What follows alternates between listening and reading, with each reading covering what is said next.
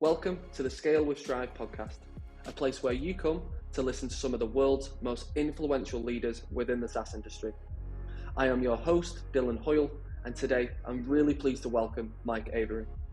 Mike is currently the VP of Sales at one of the most exciting scale-up vendors in the market right now, LinearB. Mike joined the business at seed stage as the founding sales employee. He scaled them to their 20 million Series A round and more recently their 50 million Series B round from Battery Ventures, Salesforce Ventures and Tribe Capital. I think you'll really enjoy today's episode, with some of my key takeaways being his personal checklist for anyone considering joining an early stage company, his thoughts around treating sales as a science, and the crucial data points that you need to be tracking in order to make better informed decisions, and how important it is to have a slick interview process, convey the opportunity in a compelling manner, and treat this like a sales cycle. Let's dive in. Well, Mike, thank you very much for joining us on the Scale with Strive podcast. Been very excited for this episode. I know we've been working together for quite some time, so I know you pretty well, but I guess I'll let you introduce yourself. Yeah, thanks, Dylan. I'm Mike. I'm the VP of Sales at LinearB. Started here about 3.5 years ago as one of the first kind of 6 or 7 employees, and I've kind of gone through the company from seed round now to our Series B last year, and hopefully coming next is our C round. Nice, good stuff. And I know you guys have grown a lot over the last couple of years. It's been quite an exciting journey to watch from the sidelines and be involved in. In terms of like LinearB, in terms of the product that you solve and in terms of the market that you operate in, give the viewers a bit of an overview of that. Yeah, so we work directly with software engineers. We primarily work with the head of engineering, whether that's VP of engineering, often a CTO.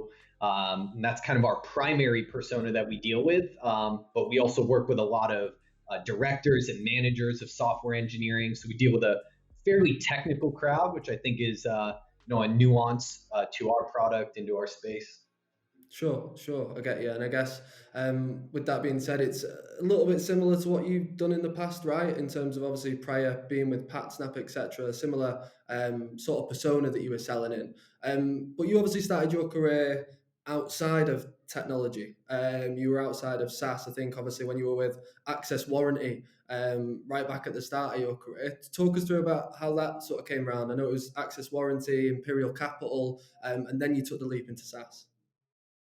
Yeah, well, honestly, those roles were sales roles that I was in while I was in college. So I didn't finance tuition or anything like that. So I paid my way through school, and so sales at the time of being a student and also having to work was pretty much the only thing you could do to make enough money to pay for tuition these days. Is probably a lot of people feel and see. So I chose not to get any debt from university. So I got into sales because it's the only thing you can pay a 20-year-old kid enough money to actually afford to live and to pay tuition. So that's really those roles. I wasn't in full time. I was still in university at that time. And then my first role was a tech company that was in business aviation. I started that job literally the day after college graduation. I took the job about 2.5 weeks before I was ready. I knew I wanted to get into like maybe a more prestigious industry than what I was in. And so so I started hunting, and I found pretty much an entry level tech sales role at a very early stage kind of bootstrap company. Landed a good interview with the founder and CEO, and gave me the job. I told him I needed a few weeks because I haven't graduated college yet, but I'm ready for it. So, well, rewinding back a little bit, like working in sales, you have limited time as it is. Like, how on earth did you balance working in sales alongside getting your degree? Like, there's not too many people that are able to do that. yeah, I mean, I think I always say we have time for what's important. We always make time for what's important in life. And what was important to me is not getting into debt early on. So I made the choice that, I actually would go to class from about 7 a.m. to 1 p.m. in the afternoon. And then I would work about 2 to 9, typically. It wasn't like technically full time. I'd work about 2 to 9 each day, do coursework when I'd get home around 10, and then I'd rinse and repeat that. I'd do that 5 days a week. Um, I wouldn't say it was the most enjoyable experience, but happy that I graduated university without debt, which was something that was important to me. Helped me kind of accelerate, financially pretty early on in life. And I bet for the person that hired you, seeing that you'd worked like that throughout university, as we know as a hiring manager, to see someone's worked their way through university is always a positive sign. And then you obviously took that role with Fuelerlinks and quite quickly promoted into a manager position. I think after like maybe like 1 year, 1 month, or something like that. How did that come about? Because that's quite early on in your sales career to be promoted. Yeah, I mean, look, I say you have to be good at what you do. You have to refine your craft, but at the same time, being at the right place at the right time never hurts, right? You could be great at what you do, but if you're at a company that's moving south, like there's nothing you're going to do that can change that. Sometimes. So with this, it was a very early stage company. They bootstrap financing. The founder came from a wealthy family and basically got some seed money from some family investors and connections through his family. And the company hadn't really taken off in the first couple of years. In fact, what's interesting though is it started in San Francisco in rocket space right next to Uber. Literally started right about the time of Uber in the same building and facility, as well as I think Dropbox was in that building as well. And so there was a lot of startups in there, but it was very bootstrap. The founder decided to move back to LA and wanted to, hire there and build the team out from there. There was only about, I think, like 7 or 8 employees there as well when I joined. And overall, they really hadn't hit their stride in terms of sales and customer acquisition. Very technical founder on that side. And look, I came in as not having any tech sales experience. I didn't know that BDRs were a thing. I was just said, okay, like you give me a product and then I go and find customers. Like that was the arrangement. And yeah, rewind about a year later, we kind of hit our stride. I kind of figured out the sales motion, just kind of trial and error, and did well enough that I was, running too much pipeline to take the company to the next level. And CEO just looked at me and said, "Why don't you just start hiring people?" So it really was like very bootstrap, very organic, wasn't that methodical as you would think. It's just things started working. He said, "Look, you're doing a good job. Why don't you start hiring people and teach them to do what you've been doing?" And then it kind of went from there. And I guess like it sort of follows similar suit. So like as you progress throughout your career, you typically gravitated towards a smaller organization, being part of the founding team and building out. I imagine being part of that small team in your first business was probably a big catalyst for that going forward.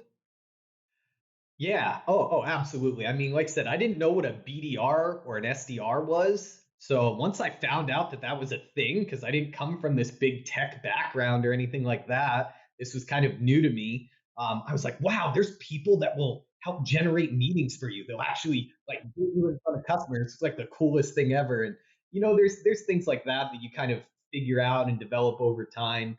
Um, and yeah, like being a part of a founding team or like the early stage, you really learn to figure things out. You learn to see problems, your kind of firsthand knowledge of what things are rate limiting the business. Is it demand? Is it maybe our sales motion? Is our process? Is there a lack of training? Is there product deficiencies? Like you really get to see firsthand all the problems. And then you have your hand in solving every problem. You're figuring out with marketing what's not resonating. You're figuring out what's not working in your sales process. You're working with product. I'm talking to the head of engineering on a daily basis. Like you really get involved to understand the intricacies of a business and what it takes to move to the next level. And I can't stress enough how important that is and how that makes you more effective, even being a sales professional, how that makes you more effective in your specific role. Yeah, and it builds that commercial acumen. You get a perspective of every single different business unit within an organization, and you realize actually what it takes to build a business. And you were there for 3 years, and then took your role over at PatSnap. How did that come about? Because PatSnap's probably a bit of a different type of organization to Fuel Links.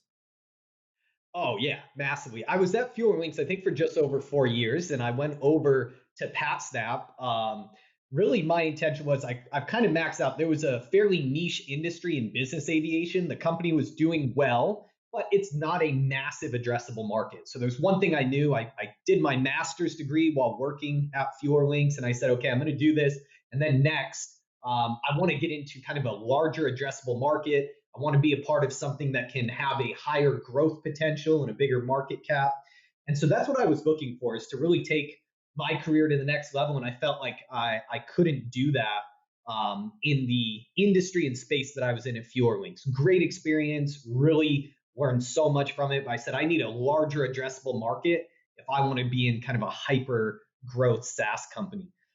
So really what I decided, I was working more in the center of LA at the time. All the tech companies were starting to migrate into the west side. If you're familiar with Los Angeles, kind of the Santa Monica, Venice area where everybody goes to visit.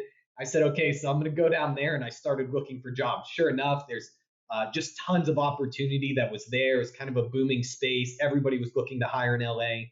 And then I was just looking for a company that was growing. And thankfully, PatSnap just hit their Series C round not too long before, and they opened up an LA office. They already had like 100, 150 people in the UK, had about 400 people in China. So it was a pretty large operation already, but they had 5 or 6 people in LA. And I kind of looked at it and said, this is kind of what I'm good at. I'm good at kind of being in the early days. I like being a part of building something. I like to think of myself as a builder, someone who just figures things out, gets it done. I don't need a lot of support. I'll find a way to be successful. So I kind of took that opportunity. They built out the organization pretty quickly. We got up to about 40 people in the next year.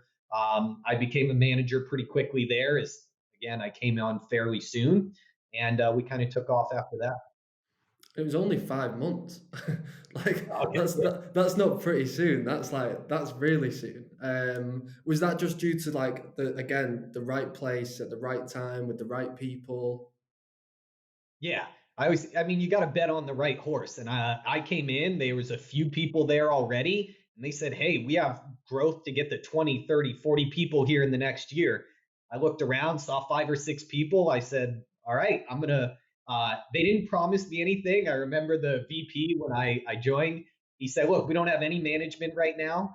You have to come in and sell. And look, the time is going to be there very soon, but I'm not promising anyone. You'll get a shot at it just like everyone else. And we're in sales. We tend to believe quite a bit in ourselves. And I said, I took it as a challenge. I said, you're asking me to bet on myself, and I have no problem doing that. So yeah, I guess it was 5 months later they started building out teams, because we got up to, I think by that time we already had about 15 salespeople and no individual managers. So we started promoting managers, and thankfully I got picked right away, and took it from there. And that was like your first, I guess, transition from first line leadership to second line leadership over at PatsNet, right? You got promoted into that director role. I guess like how was that transition? Because that's a lot different to just managing simply reps, I guess. Yeah, I still directly manage reps. I also manage the BDR team, kind of. Again, sometimes right place, right time. Sometimes wrong place, right time. In the sense of there was a fair amount of turnover at the management level. So there were several managers of the BDR team, um, and unfortunately there was some turnover there. And kind of what happened slowly over time is they started merging teams. A manager would leave, and they'd, all right, Mike, you're going to take these sales reps. And then you do that 3 or 4 times, and you look around and you have 15 or 20 people on your team, and you're the only manager. Uh, it's kind of interesting how it plays out. So I would love to tell you that they were just trying to groom me to take the next step. It was really who is the best that we have. And I'd like to think that, I got the vote of confidence. That I was the best person for the opportunity. The VP was actually moved on as well. So it turned into like a sizable team with multiple managers, a BDR director, and a VP. And then as time went on, it looked around and it was me and a lot of salespeople and BDRs. And before you know it, everybody worked for me. And it just was like, all right, So I had to hire a BDR manager, and we had to develop some other leadership. And that's just again, sometimes I was at the right. It was the right time. I don't know if it was the right place because it wasn't always enjoyable. And I guess that's an element of like what a lot of people learn. A lot of people learn when they get thrown at the deep end pretty quickly. I don't think like when a lot of the time when you get put into a position, sometimes you're not necessarily always ready for it. But I imagine it's a sink or swim type of moment. You either sink and don't do well, or you swim and you keep fighting and going on. Yeah, it definitely it's a stressful time. And look, even at PatSnap, we raised our Series D round shortly after there. Like we were in a hyper growth mode. The LA office was booming. We were breaking revenue targets consistently. I ran the highest performing team, which obviously, catapulted my success. And I believe we developed a great culture. There's so many components to it, but it was stressful. It was high pressure. It was intense. I mean, we all know it. Salespeople make great money. We are paid very well, but it comes at a price. The expectations are high, the pressure is on, and you are held accountable for a number. And if you can do it, massively great outcome for you. Um, but it's not for the faint of heart. And Pat Snap as well was like it's an English organization, and I know that quite a few people that I've met through yourself have moved over from England to the US and were part of your team. What was that like? Because that's obviously a big cultural difference. Yeah, dude, you're gonna get me on a soapbox here, but the Brits know how to work. That's all I gotta say. The English, you guys know how to work. So I think there's definitely a different culture. It's a lot more professional, a lot more, I would say, formal and structured coming from the UK, and that was a great balance to the culture of the team, though. If you go to the west side of Los Angeles, it's beach cities. Like it's a very laid back environment. It's very, it's just very different. The sun's out till 9 p.m. throughout the summertime. People are surfing in the mornings. Like it is a very laid back culture. Bringing those two pieces together, I thought was great. I thought it brought a lot of diversity of culture and experience to the team. And honestly, I massively appreciated the English folk that came over because they did bring a level of intensity and discipline that I think is not always natural to the west coast of Los Angeles. Yeah, a lot more relaxed over there. Something that I've seen from the people that I've spoke to. Yeah, absolutely. But I would say there's still a great number of people that have ambitions and drive and passion that are willing to bet on themselves, and they know that sales is a grind. It's hard work, and we built a great team of people that absolutely we had a lot of fun, but it was filled with a lot of pressure and stress the majority of the time. And I imagine the English brought a certain level of sarcasm over to the office that probably a lot of people didn't understand. Yeah, and definitely just a lot of terminology that people get confused at. But it was a lot of fun. Honestly, still very close to a number of those people, and I think what a lot of them have found as well. They've moved on to other organizations, found that wow, not everywhere is this hard. There are kind of a couple dynamics of companies. If you're in that kind of mode of hyper growth and pressure, like it's a pressure cooker. It's a lot, but not every company is in that phase, and that's not every cycle every time. It comes in waves. Yeah. So what employee were you on the ground over at PatSnap? Did you say number six? I was in the first 10. It was very fast, to be honest. Within the span of like 3 to 4 months, I think they hired 10 or 20 people. So I know there was less than 10 in the LA team when I was there. It developed very fast, though. Before I knew it, there was 30 people all of a sudden. So it went pretty quick. And what was it when you left PatSnap back in, I think it was March 2020? How many people were in the organization then? Yeah, so that we started moving and replacing a lot of headcount. They opened a Toronto office where they hired a lot of people. So by the time I left, I was only managing about 20 people in LA specifically. By the time I left in 2020, but the office did get up to about 40 at one point. But they started moving account management, some other roles got moved into Toronto. Sure. And then obviously March 2020 was when you left the business. And I guess that brings us on to a good point in terms of like how the venture at LinearB started. And obviously you're building one of the most exciting companies out there in the market right now. When you were in the, I guess, the process of joining LinearB, what was it about the business that made you want to be a part of it? How did that opportunity come around? Yeah, so for me, like I said, I've always been a part of kind of like the foundation. Whether at PatSnap it was a team, but a business that was fairly mature, but a team that was starting. And then at Fuel Links, it was really the beginning phases of the company. Um, I love startup mode. I love, like I said, being a part of building something, seeing that hyper growth early on, knowing that, you know, I can personally see that what I've invested has a clear deliverable and output and impact on the overall trajectory of the business. And I love seeing the direct correlation from your effort to the success of the business. So I knew that, again, by the time I left PatSnap, it was Series D round, hundreds of employees. It was much further along, right? I wanted to kind of go back to the early stage, especially since I had developed my career further. I said, hey, I want to go back and I really want to build out an organization from scratch, again, with that greater market cap and potential.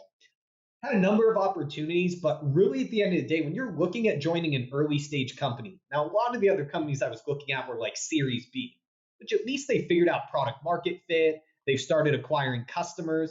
They've accomplished a lot more by that point, right? Um, but here, LinearB was seed round. I mean, they were just getting started. I mean, they'd acquired a few customers. They really hadn't cracked a ton. Um, but all you have to go on at that point is it an expanding market? Like, do you see the product market fit? Do you see that this market cap is going to grow? Is it an evolving space? That was a checkbox for me. And really, all you're doing is betting on founders. That's it. The founders are going to really dictate the outcome of that business. Right now, you're joining them and a few engineers. There's not much of a business that you're joining. You're joining one or two people that are going to dictate the type of leadership team that they develop, the type of culture that they have, the type of go to market strategy, their product development. They're really going to set the tone and dictate what's going to happen. And you don't have anything else to go on. I mean, you're not looking at revenue. You're not look. There's nothing on a spreadsheet to look at. You are purely looking at these founders. Are these the type of people that, one, I would work well with, and two, that I feel confident are going to take this business quite a ways, because these people are going to most massively drive the outcome of the business for the next 3 to 4 years. And it's just like that. You're betting on one or two people. Yeah, and I guess with the founders over at LinearB, you betting on some pretty good horses, I guess, from their background. And for the viewers listening, the background of LinearB's founders, they were as part of like the founding engineering function over at CloudLock, which was a vendor in API cloud security. Long story short, they worked their way throughout the business. I think Dan was the VP of engineering, Ori SVP of research and development. And then in 2016, that they were acquired for $293 million by Cisco. The pedigree of the founders have already got working their way throughout an organization, going through a nine-figure exit round. And I guess that probably installed an inspiration to go and start their own company and found LinearB. Yeah, I mean, absolutely. That was a big part of what I looked at. But what's really interesting is they worked together for quite some time already. And that tells you that they work well together, so much that they want to commit the next 5 to 10 years of their life to work together. And that's a big thing to say. You're willing to bet on a relationship that strongly. And so that tells me these people work well, they collaborate well, they can develop long-term relationships. And the fact that they just want to work together tells you a lot about how they can function and how they get along. And also, I just felt like they were experts in engineering, but also apt to learn. And I find this true of myself. I'd like to think it's true of myself that I'm always looking at what can I learn? What is it that someone else can teach me? What other experience can I glean from another individual?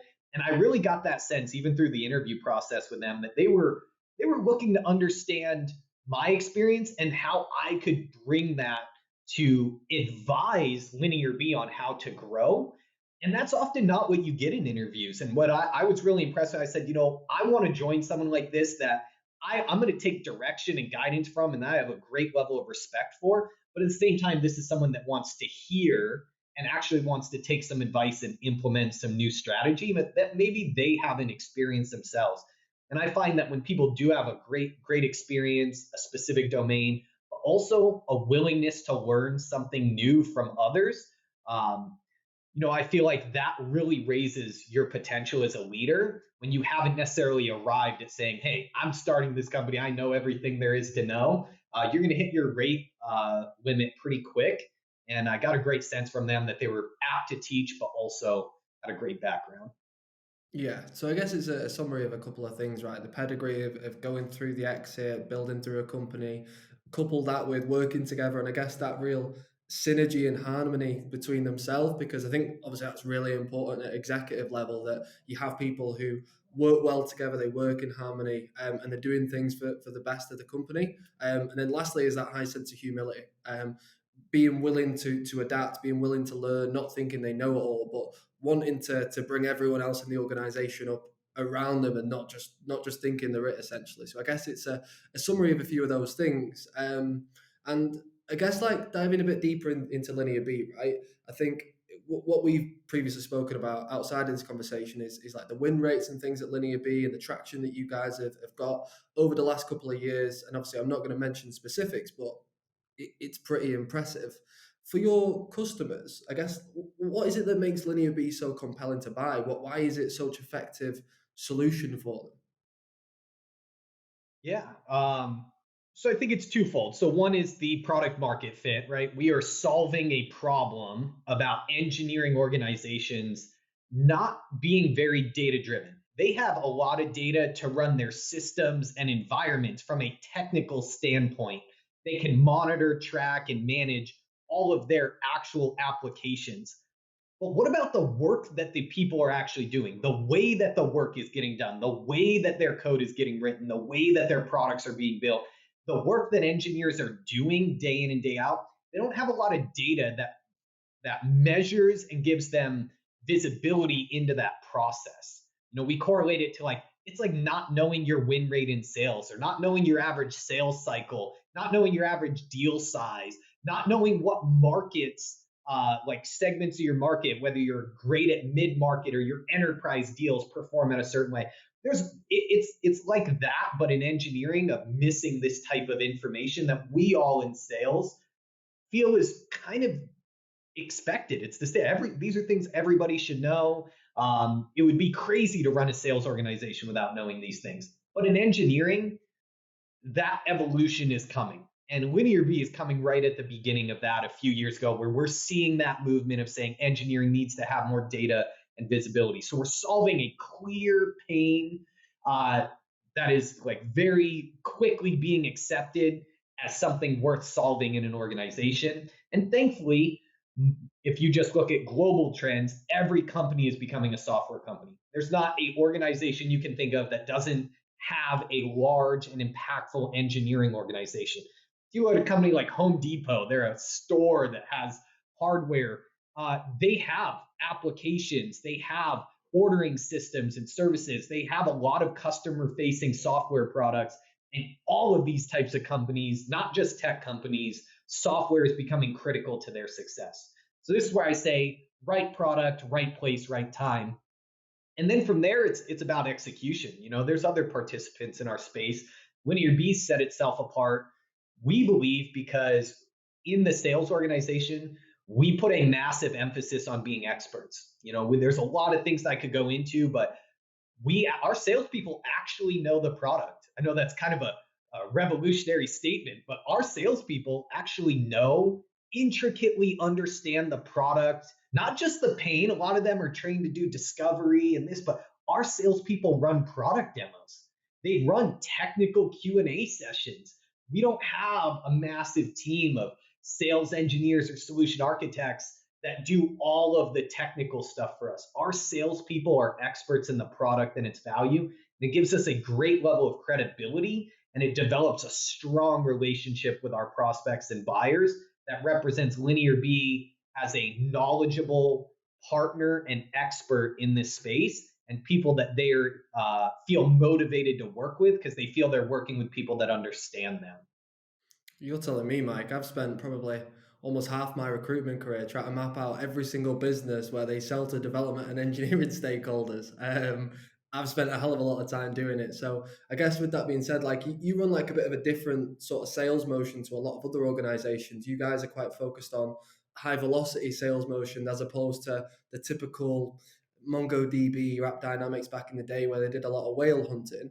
You guys have got quite high velocity sales motion. And I guess with that being said, coupling that with highly technical salespeople who can articulate the technical intricacies of the platform, being able to run their own demo discoveries, talking in the same language of the developers, etc. I imagine that's been quite a big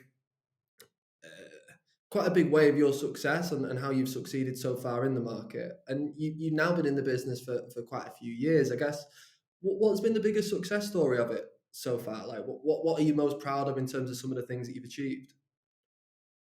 Yeah, I mean, for me, I get most excited about the team, like the people that have really contributed to this. Not just me personally. I did sell for the first year and a half, kind of being a lone ranger on the sales floor. But really, since then, looking back, there's some people I hired right at the beginning, that are now managers and leaders with us, taking over teams of themselves, and just seeing not just my own career, which obviously has developed and done well, and I'm super grateful for. But there's a great number of people on the team around me that have developed their careers as well, and have had just massive success over the past couple of years. Now that we're getting to the point where so much of the team has been here for 1 or 2 years, it's just great to see that their careers are developing as well, and seeing how much success they've had coming in with many of them not a lot of experience. Someone coming in with maybe just BDR experience, joining as our first AE,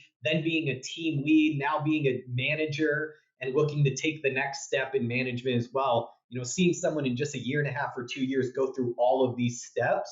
And there's a number of people like that. And for me, I think it's the most exciting thing to see that it's not just myself, but I have a great team of people that I've worked with now for a couple of years that have been the foundation for our organization that is now 25, 30 people. Sure. And I guess like it resonates because like what you've just said then, like you've put a huge amount of your success down to having great people around you. Now, you'll probably be the least egotistical, most down to earth sales leader that I've ever worked with. But like you do put a lot of your success down to the people and the teams that you've had around you. What are some of the roles in a company which enable someone like yourself to be successful? What are some of the positions, departments? What are some of those people? Yeah, the people next to me. I mean, I've had a couple of great marketing leaders that I've worked well with. That look, I'm not the best at everything. Marketing, not my forte. Okay, I'm not a very abstract person. I'm no fluff. Right down to the nuts and bolts. It's like let's get into it. And that's not that doesn't make a great marketer. And I've had some great partners on the marketing side that have really done well at helping cast vision, tell the story. I have really partnered with sales to craft how we message and how we go to market, our talk track and things like that. And I'm massively helpful for the marketing leaders that I've worked with here that have helped tell the story effectively. And then when I can take that and then really dial in the execution side of things, it's really a perfect pairing. But that first part I'm not great at. Had some great marketing leaders to help me with that.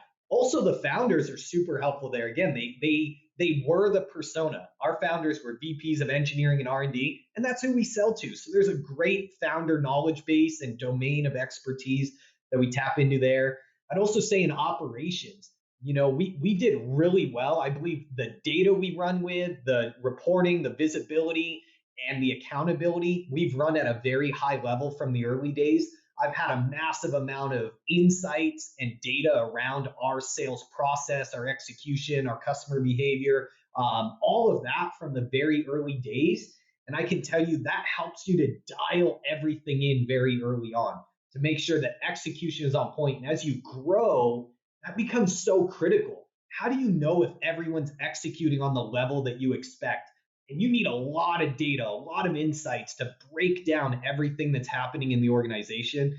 I can't speak enough to having a strong operations team that have been very product driven with our tools and systems that give us great clarity on what's happening throughout our sales and customer process. Really helps you to dial in. And when you're talking about growing and developing a team, you really get to see where things break down quicker so that you can kind of squash problems before they become significant. Sure. And like, again, you're one of the biggest advocates for seeing sales as a science and not just an art, which I'll come on to in a second. But I think one of the main things that you highlighted then was around the importance of a marketing function. And I think nowadays with PLG being such a big influencer in a business's success, I guess marketing is so important. In terms of different aspects of marketing, I imagine it comes down to like product marketing, growth marketing, demand gen marketing. I know that you guys have got a fantastic function over there. I think you brought in Matt Harper, the CMO, at the back end of last year, which I know he's got a great background and a pedigree. But how really important is marketing compared to like when you were at PatSnap, for example? Because it was a different time in the market. Yeah. PatSnap was a very traditional sales organization, very outbound driven, right? BDR, sales reps generating demand, moving that to pipeline, et cetera. LinearB took a very different approach. We went heavy on marketing. There was 3 marketers and then me in the early days, so we had, and everybody would say, that's crazy. Yeah, we had no BDRs, we had no other salespeople. It was just me. But it worked well. We went really early on in corporate marketing, creating a brand, a presence, a blog, a podcast, a community. We even did some large events that we've promoted that have been internal events that are way outside of probably the size we were at. And what we invested early on is building a community and a brand around our organization. And then we started growing the sales motion on the back of it. It's painful at the beginning because we could just put a few more salespeople. We know we could boost our numbers. We could just pound the market. And so it's hard in the early days because you're doing a lot individually in the sales organization. But as the organization builds, you can't be thankful enough for it. It is a great strategic move to invest in marketing early on to build that brand and presence, and it shows up great. Now, 3.5, 4 years into it, great market presence. We have a great brand, a following, a community, and a great reputation that really sets you apart in the market. Can't express how important it is to do that early. It pays dividends, but not always in year 1 or year 2. You're seeing small impact, but as time goes on, you can't repeat that. If you invest in that 2, 3 years into the company, it takes forever to take off. So investing in that early was massively beneficial for our strategy. Has helped us a lot. We've had a PLG motion as well, a free product offering, and all of these things, along with a strong marketing engine, has really helped the company to scale more effectively in the later stages, which is where companies struggle when they hit their B round, go into C, etc. It's hard to just keep putting more people on the problem. Investing in marketing helps you kind of scale better towards the latter stage. Yeah, and I guess to be honest, for the viewers, that'll probably be an interesting episode to get an early stage marketer on because it is such a prominent thing within new style SaaS companies of investing in early and it'll pay dividends later down the line. You might not see it directly at the start, but it will pay dividends further down the line. But going back to our previous point about like you're a huge advocate for seeing sales as a science and not just an art. In terms of like, I guess some of the key health metrics that you follow, what are those? And more importantly, how do you instill that into your team? Because not a lot of people can buy into it as much. Yeah, so I think with metrics, probably follow some very common metrics, but I think what's important is clearly defining what everything means, okay? When we run an initial discovery meeting or whatever you may call it, refining exactly what that means, having a qualification criteria that's consistent, that's audited, measuring how many of those actually go into opportunities, how many of those first are qualified with the right persona, the right company and organization, mapping that, then mapping how many of those go to pipeline, at what percentage are they converting, broken up by your segments in your market, then knowing how much of your pipeline converts through stages, again, broken up by segment, etc. And then, of course, being able to measure the time of where do your deals spend most of the time. And a big thing that I think we've done well, everyone iterates and changes their sales process, but keeping some of these foundational pieces stable over years, I can't stress how important that is because you have a long band of data to measure it again. And it's not like, oh, well, a year ago, this meant something else.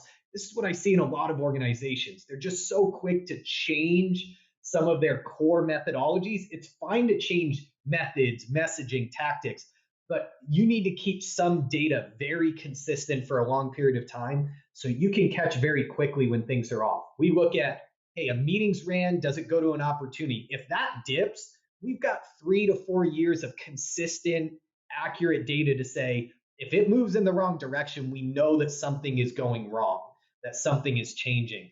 If you're always changing some of those underlying criteria, you're going to struggle to know, is the change in behavior, is that because you change your process or is it because there's actually something going wrong? And I imagine, particularly over the last 12 months, whilst we have seen a bit of a turn, we have seen a bit of a dip in the market, I imagine having that real accurate and concise data leading up to that point was probably a good indicator as to how you navigated through what was a difficult time for a lot of people. Yeah, and we saw 1 quarter our win rates dip about 6%. What I will say is our win rates are about 2.5 times what most organizations would accept is as good or acceptable.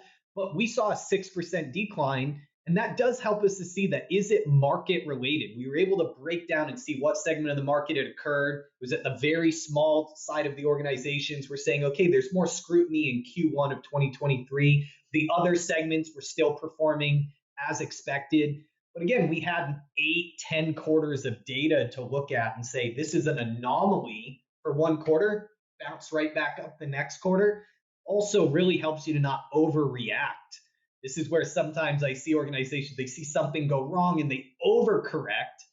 And sometimes you're throwing out the things that did work in search of trying to fix a problem that wasn't entirely clear to you. And this has really helped us a lot, again, having that consistency over time. Nice, nice. And we had a chat about this offline the other day. And listen, the average tenure at the moment for a CRO or a VP in today's market is around 18 months. And a lot of it comes down to like board expectations versus what's actually achievable in this market. I know that you said one of the major things is knowing your data, knowing your stuff, and the amount of sales leaders that don't necessarily have it. I guess what advice would you give around that relationship and influence, and how important is that seeing data as a science and having the metrics? Yeah, I mean, this is, I think, could not be more critical of a topic. When you think about your personal credibility with the board, with your executive leadership team, um, you can say, oh, if you don't know this stuff on point off the top of your head, it should be second nature to you. And you can't fake it. If all of your answers are, oh, I got to look that up. Oh, I'm not sure. Let me ask someone in ops and they'll get it for us. Or, when these start being your answers that you can't quickly and clearly give data to back what you're saying, it really feels like you're guessing. And it also feels like you're not in the weeds enough to actually know what's going on. And when those thoughts start creeping in the people around you, it's a tough place to recover from. And so what's important for me is I don't have all these things in my head because I need to be ready to answer to the board or to the executive team. It's because this is how I actually run the organization. These are the things that I look at, and I prioritize looking at different data points to tell me, where could things be breaking down and where do I need to focus my attention to try and improve our process, to see if a certain team is under executing a certain individual, and try and figure out where we need to coach, train, and modify what we're doing. If that's what you're doing on a day-to-day basis, all this information is going to be second nature to you. Where it becomes very risky is where you don't know your numbers. It exposes that it's fine. No one needs to memorize 100 different metrics. Okay, nobody expects that. But if you don't know these things well, what it exposes is that you're probably not managing this way and you're not thinking that way. And it starts to give questions, or Are you in the weeds enough, and do you know the intricacies of your business to solve problems? And I think that's really the fear that it brings to the leadership team or to your board, saying, if you don't know these things, how are you running the business on a day-to-day basis? Like, what is guiding you to make decisions effectively? CROs, VPs of sales, stop using the gut instinct and go back to using previous data points. Yeah, I always believe it's a combination, and that's what I feel. Anytime I'm asked a question, look, I'd love to tell you that everything has been perfectly executed since day one, and that's just not the truth. There's no VP or CRO that's going to tell you that every piece of their organization is perfect. But what you need to have is a data backed answer that's going to support the explanation you're giving. As I shared, hey, we saw a significant decline in our win rates on our SMB segment within a particular quarter. It's great that you know the data. That's really important. But you do also need to have enough firsthand knowledge to explain what's going on. What I can go to is I can say, look, our sales cycles within this SMB segment have slowed down 14 days on average. So we've seen that process has slowed down. What we're seeing is that CFOs and heads of finance, even in these very small accounts, spending minimal amount of money, they are scrutinizing spend at a level that is inconsistent with previous behaviors. Anyone in the market, especially when you talk to your board, they're going to say, yeah, because I'm sitting in these board meetings telling them they got to cut $2 million off their burn rate this year. And the VP of finance is putting freezes on spending in small venture-backed companies, which is primarily our SMB segment. So I can give a couple of data points with a clear story and narrative that is consistent with accepted knowledge and industry behaviors that are going on in a macro trend. When those two things match up and tell a clear and concise story, no one's looking at me and giving me a hard time of why that occurred. It makes sense. It's backed with clear data. I have an articulate response that I'm confident in, and I can say that we're executing at a still effective level as we have been. And it's not just poor management on the sales process or execution.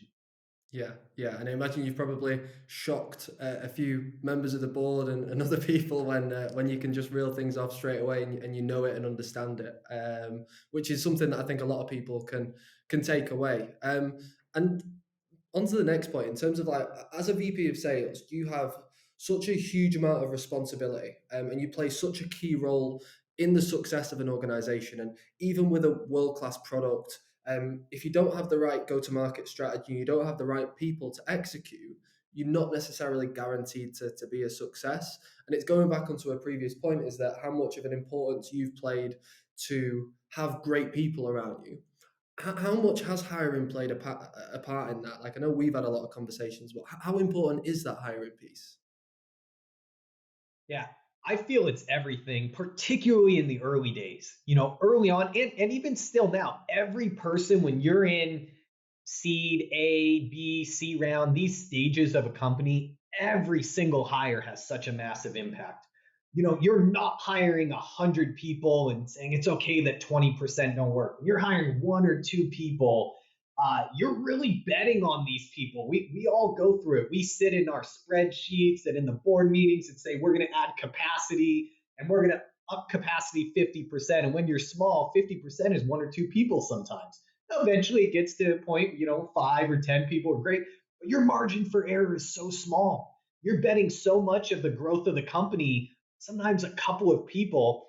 And when it doesn't pan out, it hurts you. And when it goes well, it really catapults the business in such a meaningful way. And thankfully, I believe we've done very well. Only had a couple of salespeople in the history of the company so far in 3.5 years that have not worked out. We've retained everyone. No one's ever voluntarily left LinearB. And I believe that comes into, yes, hiring, having a really dialed in hiring process, telling a compelling story about the business and culture and the potential. And it's also in the culture that you drive and how you treat people, and the culture that you drive internally, and making and being the type of organization and the type of leader that people want to work for and that people are willing to go fight for. Yeah, and it's consistent throughout the people that I know within your organization? Because I obviously have a lot of chats with some of your managers, some of the people that work for you, and it's consistent because every single one of them would literally run through our walls for you. They want to follow you from wherever you go. They'll literally run through walls for you. And I guess a good question for people out there is like, what is it about your management style that gets that? What are the certain aspects that you do which people really, really buy into? Yeah, I think because I was here such in the early days, I am willing, and a lot of people say this, but they don't actually mean it. I am willing, and this is also the hard part, capable of doing everything that I'm asking someone to do. I'm not trying to just delegate because I'm lazy or I'm above this now. Everything that I'm asking or pushing someone to do, they know that I 100% understand what I'm asking them to do. I understand how difficult it is, and I'm willing to help and support. And so, while again, being in a hyper growth company is stressful, you're always having to figure out and learn new things, and there's new challenges. Knowing that the person who's asking you to do it is there to help and support you, and it's not just there to breathe down your neck and criticize what you're doing. Like, this has really set the culture, I believe, massively. People know when I'm dropping them a message or trying to chat with them about something, I'm not trying to find something they're doing wrong. My goal is to actually figure out how I can help. And there's a very genuine sense across everyone. I see this in the manager's behavior and everyone in the organization. There is a genuine attitude that I am here to help. I'm never trying to trip you up or to catch you. I am actually asking you these questions and digging into what's going on so that I can help and support you. And I'm willing to do that. And that shows up in a very real way. I feel like sales management often becomes a dashboard culture of picking apart people and criticizing from the top without actually knowing the details of what happens. I think my team feels that I listen, I understand the problems and challenges, and I'm actually coming to help, not just to criticize. Yeah, there's a lot of sales leaders who I guess are like almost glorified scorekeepers, KPI trackers at the end of the day. But I think the main thing that I took from that is coming down to never asking someone to do something that you wouldn't be willing to do yourself. And I guess a lot of people know that that's definitely a thing for you is that you've been through the trenches, you've been there when the times have been tough, you've gone through the sales motions, you've helped build it out. So they have that trust that anything that you tell them to do, it's coming from a good place. And I guess it's really important for the buy-in. And again, for the viewers out there, like when it comes to hiring, you are one of the most efficient hiring managers I've ever seen in my life. You treat recruitment cycles like a sales cycle. Nobody ever says no to LinearB because you treat this as like such a major priority. What separates you from LinearB and LinearB from the rest? Like, what is it about your efficiency in a sales cycle? Why is it so important? And like why are you so successful with it? Yeah, Dylan, I think you know this. Really early on in the interview process, I shift. I start like most traditional leaders in interviews. I'm trying to say, is this a candidate that I want to bring here? Is this someone that I'm compelled to go after? What, and I try as early as possible to kind of make that distinction. I'm still going to do my assessment and still try and be critical, thinking about are they the right fit? And I'm still going to go through that. But mentally, I shift and I say, this is someone I want. And I firmly believe when you find a great candidate, as much as you think that you're just going to be the most like compelling and like satisfying person to meet with, the reality is that they're going to get 3, 4, 5 offers. You're going to be in a bidding war for the most part. And at the end of the day, you have to sell the opportunity. And so I kind of switch and going from I'm not just trying to pick this person apart and figure out should they come work for me because I'm so great. My attitude shifts very quickly to say, this is someone that will massively help us, and I'm going to sell them. I'm going to go after bringing them here without one thing, without ever misleading or compromising. I believe the genuine transparency comes off very well. I take a lot of pride in what I told someone in their interview process. a year later is still true. You can ask anyone that works for me. I don't sell you the dream. I don't make things up just to get you to join me and then change in a few months. I'm brutally honest, but I also like to think that I'm very compelling. I do sell the opportunity and I do sell the culture and the respect that you're going to get and how much I want you. I will tell you, Dylan, I want you on my team. 30 minutes into a meeting sometimes say, Dylan, I'm really impressed so far. I want you here. Just let's be clear. I'm going to ask you a lot more questions and we're going to go through all stuff. But Dylan, I want you to join my team here. I think you'd be a great fit and here's why. And then we finish the sales process still. But when you tell someone that, they're like, wow, nobody ever talks to me this way. Nobody like gives me that level of respect. And right then you're starting to hook them. And of course you got to finish your process. But I think so many sales leaders want to be reserved. They think, oh, I really like this person, but I don't want to tell them because they're going to ask me for more money and then they're going to try and push me and all this. And I say the risk is much bigger. If you don't get this person, you're going to settle for someone else not as good. And at the end of the year, you're not going to care that you saved maybe a few $1,000s on their offer. Like it's not going to matter. Yeah, yeah, I like that. I think a lot of sales leaders will they'll act like they're not interested. They'll try and play the game a little bit. They'll try and drag it out. They'll try and make people guess all the time. Do they actually want me? Do they want me in this business? But it's interesting to hear your spin on it, where it's like, no, you tell them early in the sales process, I want you on the team. And I think that gets the buy-in early on. Of course, they've got to jump through a few hoops, go through the sales process, etc. But you tell them early on, and I think that's a lot different to what a lot of other sales leaders do from a recruitment perspective. Um, I guess just in terms of tying it up now, I know that we're sort of coming to the end of an episode. A good question to ask, I think, at this point is you've risen through the ranks, you've been at numerous startups, you've been in the trenches, you've gone through a lot of tough times, probably earlier in your career now, COVID and economic downturn, etc. What was, I guess, is the one piece of advice that you'd give to yourself, to a younger Mike? Like, what was the one piece of advice which, if you knew everything that you knew now, what's the one thing you'd say to a younger Mike? Yeah, I would say earlier on, invest more in actually hiring great people, invest more into learning how to do great interviews, how to articulate the opportunity that's ahead.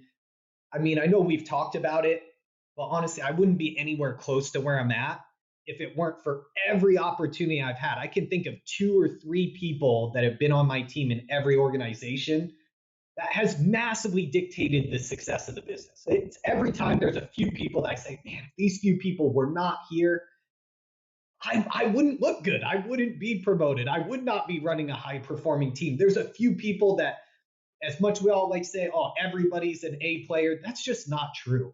It's just not true. But when you can get some of the great people to come and really give their best for you and stay with you for years, they will catapult your career more than anything. And I did this in every opportunity, but I would optimize for that even more and not settle for just trying to grow or trying to get more people in, but really having more emphasis on getting the great people, honestly, at almost any cost, I would tell you, because we've all made lots of mistakes. We've all had people not work out. And you always look back and say, oh, I would have been more disciplined, if I would have understood the behaviors and characteristics that were important for this phase of the business and where we're at right now, I could have aligned people a lot better. And I've made a lot of mistakes doing that. But when I got it right, I can just tell you a year or two later, you look back and say, like, wow, this person or these 2 people, like without them, this would not have been possible. Nice, nice. I like it. Good piece of advice. And the last thing is, what's the best piece of advice that you've been given from someone in your career? Um, it goes around really a similar thing. Be the kind of person that people want to work for. And that's something I've taken a lot of pride in. It's not necessarily about everything you do, but it's really about your character, who you are as a person. And I think sales leaders sometimes get a bad rep that we know there's maybe not always pure motivations. A lot of times it's about trying to make yourself look good, trying to elevate yourself, and really try stay humble and actually have character that is consistent. The way that you behave in your team meetings, your interactions, help it to be genuine of who you are as a person. And when you, again, if you're trying to get great people to work with you for years, it has to be. People will figure you out. And if it's not genuine to your character, and if it seems like a facade, people read through that pretty quickly, and it does not develop the right culture. And great people will not stay with you for very long. And if great people don't stay with you, you'll never succeed. I think that's a great way to end the episode, Mike. But listen, I really appreciate your time. Thank you very much for taking it. All the viewers out there, I hope you've enjoyed. And yeah, we'll catch you next time. Wonderful. Thank you, Dylan. Thanks for listening. I hope you enjoyed today's episode. Don't forget to subscribe. And if you want more information about the podcast, head over to our website, Scale with Strive.